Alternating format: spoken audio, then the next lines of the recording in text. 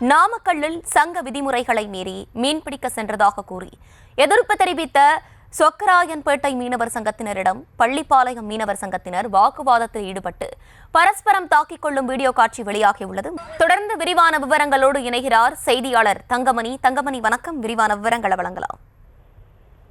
இருதரப்பு மீனவர் சங்கத்தினரிடையே பிரச்சனையில் ஒரு தரப்பினுடைய இரு நபர்களை சார்ந்து மற்றொரு தரப்பை சேர்ந்த 10 நபர்கள் கடுமையாக தாக்கும் வீடியோ காட்சி என்பது தற்போது வெளியாகி இருக்கின்றது. நாமக்கல் மாவட்டம் பள்ளிப்பாளையம் பகுதியில் பள்ளிப்பாளையம் மீனவ சங்கம் மற்றும் கொக்கராயன்பேட்டை மீனவ சங்கம் என இரு பிரிவுகளாக செயல்பட்டு வருகிறது.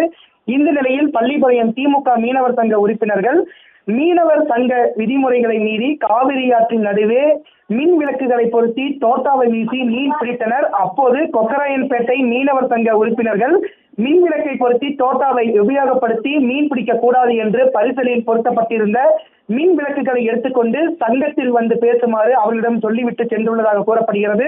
இதனைத் தொடர்ந்து பள்ளிப்பாளையம் மீனவர் சங்கத்தை சார்ந்த சில நபர்கள் கொக்கராயன்பேட்டை மீனவர் மீன் பிடிக்கும் காவிரி ஆற்றங்கரையோரம் சென்று எங்கள் பரிசலில் இருந்த மின் விளக்குகளை மற்றும் மீன் பிடிக்கும் வலையை எடுத்துச் சென்றதாக கூறி கொக்கராயன்பேட்டை மீனவர் சங்கத்தை சார்ந்த உறுப்பினர்கள் பரிசலை எடுக்க முயன்றனர். அப்போது இரு தரப்பினருக்கும் இடையே கடும் வாக்குவாதம் ஏற்படுத்தி ஒரு கட்டத்தில் வாய் தகராறாக கைகலப்பு மாறியது. திடீரென பள்ளிப்பாளையம் மீனவர் சங்கத்தை சார்ந்த உறுப்பினர்கள் நெல் அறுவடை செய்யும் கட்டியை கொண்டு கொக்கராயன்பேட்டை மீனவர் சங்கத்தை சார்ந்த பெரியசாமி மற்றும் கார்த்தியை பலமாக தாக்கியுள்ளனர். இதில் இருவருக்கும் படுகாயமடைந்து தற்போது ஈரோடு அரசு மருத்துவமனையில் சிகிச்சை பெற்று வருகின்றனர்.